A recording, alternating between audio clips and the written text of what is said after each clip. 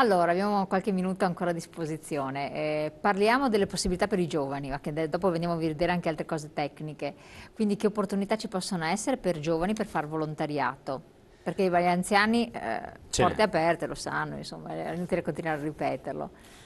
Allora, per i giovani ci sono tante possibilità, noi li accogliamo a braccia aperte, si tratta di accompagnare poi questo arrivo perché far fare un'attività e poi non dare un prosieguo può diventare controproducente. Poi i giovani sono impegnati per esempio durante l'anno in svariati tipi di attività, noi abbiamo un laboratorio scuola volontariato che è diffuso in quasi tutte le province venete che ha proprio il ruolo di andare a fare sensibilizzazione e promozione del volontariato dentro il mondo della scuola. Da questo nascono dei percorsi culturali ma anche degli impegni specifici nel mondo del volontariato. Un sacco di giovani, io penso per la sola Treviso abbiamo più di 250 ragazzi che dentro il laboratorio scuola volontariato sono poi impegnati in attività presso le case di riposo, Che presso... bello, Sì, sì, caspita. sì, è una cosa molto interessante. Poi adesso siamo a maggio, siamo quasi alla fine della scuola, i ragazzi saranno ormai lì che piangono perché non sanno più cosa fare dopo il 10 giugno, li vedo Ma già piangono i disperati. genitori veramente che non sanno più cosa far fare ai figli, Ecco, secondo me. e quindi questa disperazione può essere riempita in qualche modo con un'esperienza di volontariato. I nostri centri di servizio, i 7 centri di servizio, possono dare delle grandi risposte. Ci sono per esempio delle esperienze per fare dei campi di lavoro in terreni, in beni confiscati alla mafia. Sapete che la mafia appunto ha una ricchezza enorme che appunto lo Stato sta cercando di depauperare a poco. Questi beni molto spesso sono dei beni di grande valore, sono dei beni che sono dei terreni agricoli, sono case, palazzi, ruderi, strutture di ogni genere. E ci sono delle organizzazioni che colgono questa occasione libera, non so, è conosciutissima, di Eh Don sì, Ciotti, assolutamente. che opera in questo settore, il settore della legalità, il settore della promozione di una cultura del rispetto.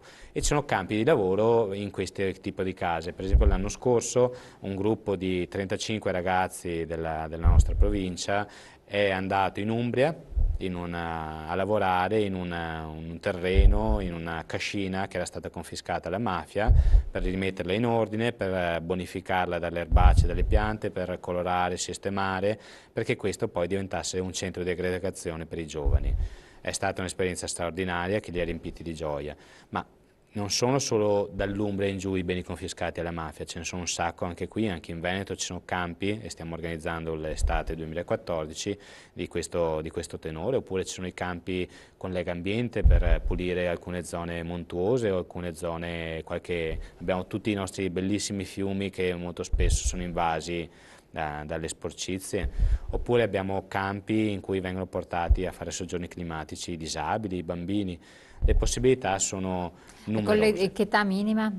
Allora, noi coinvolgiamo dei ragazzi dai 16 anni in su e chiaramente vengono sempre assicurati dalle nostre organizzazioni. Sono esperienze di volontariato accompagnate, quindi c'è sempre un adulto o chiaramente se ci sono numeri importanti 2 o 3 adulti che fanno questo percorso assieme. Questo è un tipo di esperienza che secondo me può lasciare il segno, è entusiasmante perché non si tratta di fare cose noiose, ma Allora si ti stavo tratta... chiedendo, esatto. Sì. È bello perché si fa anche in amicizia con altri giovani, si incontrano giovani di altre parti d'Italia.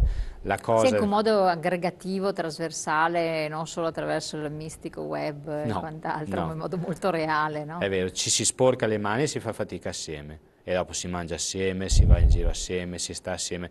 L'aspetto della socialità e della socializzazione dell'impegno è centrale.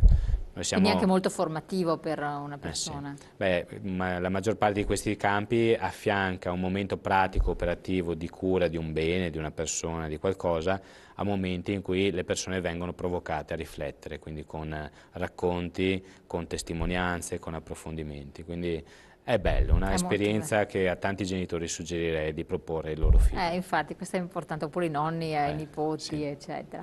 È un volontariato che è tanto, è diverso, è diversificato, eterogeneo, sì. sfaccettato, più che mai da noi. Eh sì, è un volontariato pieno di colori. Perché Eh, da che ambito spazia? Allora, direi che la nostra ricchezza è di essere come una coperta su tutto quanto il settore del sociale in Italia. Andiamo dalle grandi associazioni che tutti conoscono, l'Avis, che si occupa di donazione, l'AIDO, le associazioni Auser, Anteas, che sono associazioni che sono presenti quasi in ogni comune. Andiamo alle protezioni civili, di cui un amico prima ci ha scritto un suo stato d'animo, che svolgono un lavoro evidente e importantissimo. Importantissimo. Ma andiamo a associazioni che si occupano di minori, di infanzia, di famiglia, di dipendenze, un lavoro importantissimo, le ACAT o le associazioni che si occupano appunto della tossicodipendenza o delle dipendenze da ludopatia. Abbiamo associazioni che si occupano dell'ambiente, abbiamo perfino associazioni che si occupano della donazione del sangue cordonale delle mamme.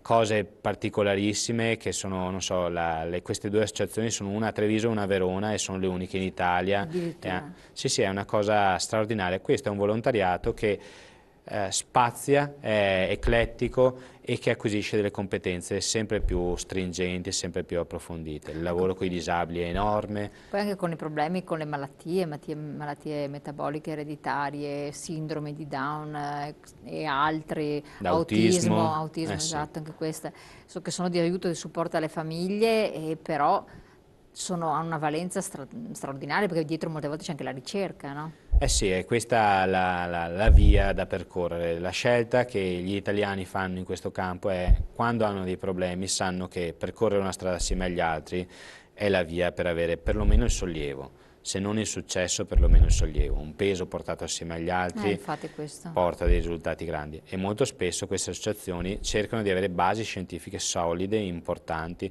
Io penso solo nel veneziano, per esempio, c'è un'associazione che conosco da poco che si occupa, per esempio, di una patologia molto molto rilevante e poi è peculiarissima, insomma. È una patologia che riguarda l'impossibilità di avere un sonno regolare, che porta anche delle volte appunto al decessi, insomma. E c'è un'associazione che si occupa di questo, cioè Sì. dello studio, della cura, E del sostegno, e adesso con Teleton sta portando avanti un processo, una ricerca decennale per la somministrazione di alcuni farmaci che sembra siano la via, il percorso per debellare questa malattia, che è appunto caratterizzata dal fatto di essere nel veneziano, per esempio, alcune famiglie nella zona di Musile, San Donà, così, a Chioggia, Ma come oppure mai? è di carattere ereditario, è molto peculiare. Proprio radicate in questi territori più Sì, che non in altri. sì, sì, sì. E non ci sono Si ancora sta studiando, stanno somministrando, è stato attivato sulla spinta appunto di questa presidenti. associazione di Teleton, dell'Istituto Mario Negri di Milano, un progetto decennale, siamo al secondo anno di somministrazione, ma questo nasce dal fatto che le famiglie, le persone vedono questa difficoltà, trovano un riscontro positivo negli enti pubblici, negli enti di ricerca, e si avviano dei processi. È un bellissimo risultato. Assolutamente importantissimo. Proprio in breve, anche se chiederebbe molto tempo, enti pubblici, parliamo di comuni, e anche qui bisogna fare i conti, duri Sì. conti. Beh, siamo alla vigilia ormai delle elezioni amministrative importantissime, quelle europee, ma insomma abbiamo tantissimi comuni in Veneto che vanno al rinnovo tra una settimana, tra 5 giorni. Io penso che le amministrazioni comunali, i nostri sindaci, sono coloro che sono più vicini ai cittadini.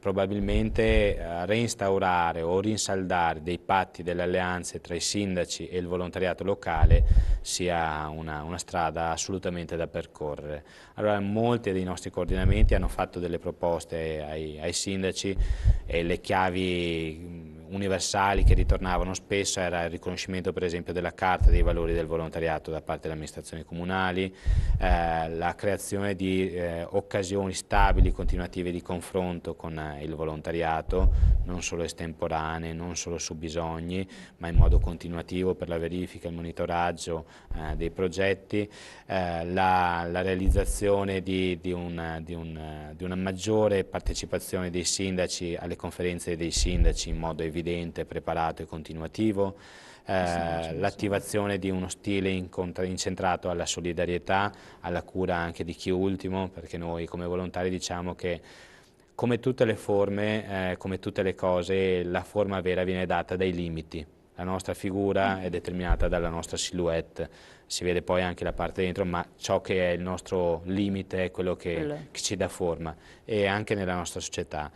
Chi è al limite dalla forma della società, chi è al limite della società dalla forma della società è chi è borderline, che fa capire il vero benessere di una comunità. E i sindaci, prima degli altri, devono avere la capacità di leggerlo. Assolutamente, questo è strategico, bisogna vedere che ci riescano, che siano anche sensibilizzati a questo punto a farlo, che non è una cosa facilissima. Certo. Allora, dobbiamo chiudere, siamo arrivati al termine, io la ringrazio di averci supportato in questo viaggio esperienziale nelle esperienze del volontariato, quindi possa essere anche per i nostri telespettatori un po' uno stimolo a fare riflessioni, per chi ha una certa età come sempre, per i più giovani. C'è un riferimento di coordinamento regionale su internet da vedere? Sì, potete trovare in internet molto facilmente i riferimenti locali, basta che scriviate CSV e il nome della provincia a fianco, CSV, Centro Servizio Volontariato Treviso, Centro Servizio Volontariato Venezia. CSV.Venezia, Sì, Padova, Treviso, sì, e trovate immediatamente, siamo tutti in rete e quindi ognuno può poi contattare il territorio di riferimento. Benissimo, grazie allora di averci fatto compagnia, grazie a voi di averci seguito, ci vediamo naturalmente domani.